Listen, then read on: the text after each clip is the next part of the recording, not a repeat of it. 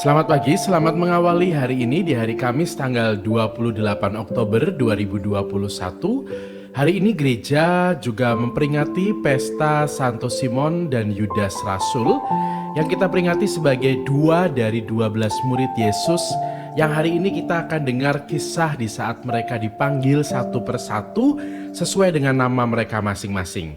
Semoga hari ini kita juga merasakan suasana pesta di dalam hati kita semua, dalam sukacita dan kegembiraan, dengan kebahagiaan yang kita rasakan dalam berkat yang kita terima di hari ini, di hari Kamis, tanggal 28 Oktober 2021.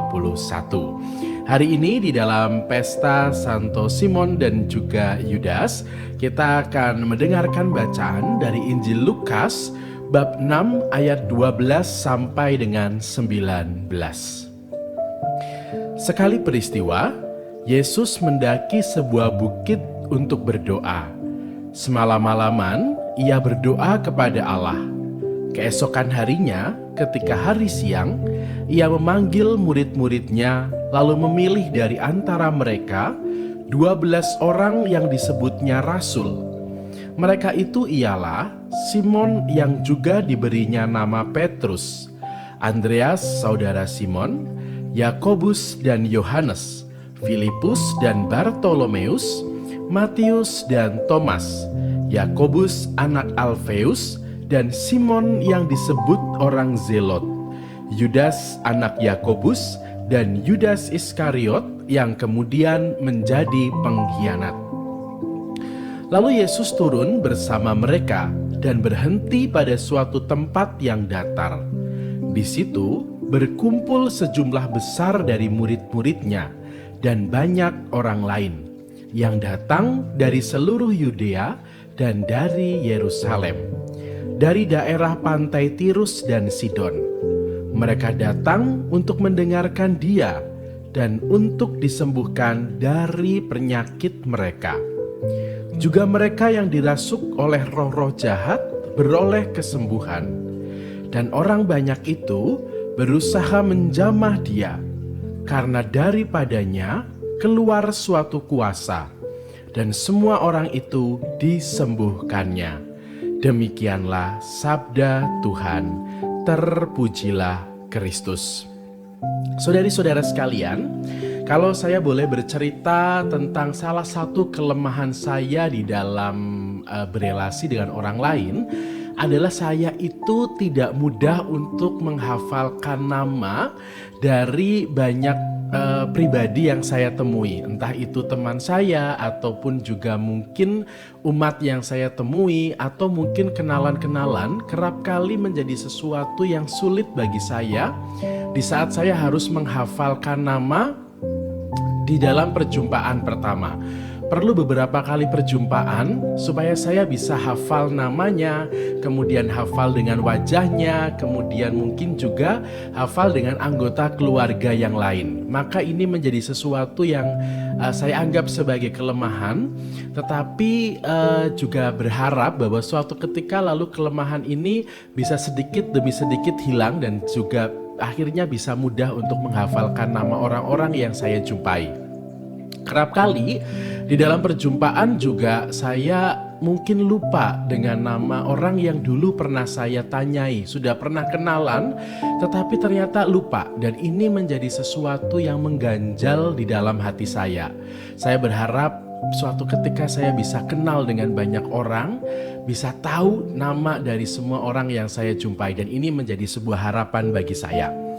Karena salah satu pengalaman yang paling berkesan dalam berelasi bersama dengan orang lain adalah saat kita dikenal oleh relasi kita, oleh orang yang kita kenal, kita merasa dikenal.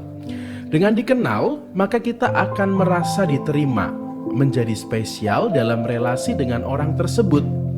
Dengan dikenal, relasi juga akan menjadi hangat, karena ada afeksi yang tertuang di dalam perjumpaan. Tidak hanya sekedar bertegur sapa, tetapi lalu menjadi perjumpaan yang hangat sehingga orang merasa nyaman di dalam relasi tersebut.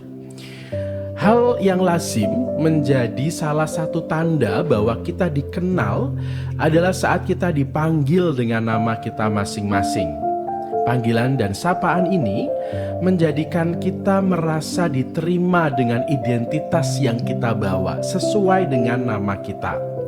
Selain itu, sapaan dengan mengucap nama juga adalah bentuk penghargaan dalam berelasi, karena dengannya kita menunjukkan kerendahan hati dan membuat semua orang spesial dalam perjumpaan kita, tidak membeda-bedakan orang di dalam perjumpaan yang kita lakukan. Namun sayangnya, tidak semua dari kita punya kemampuan untuk mengingat nama dari masing-masing teman atau kenalan kita. Salah satunya adalah saya, seperti sharing saya di awal renungan pada pagi hari ini.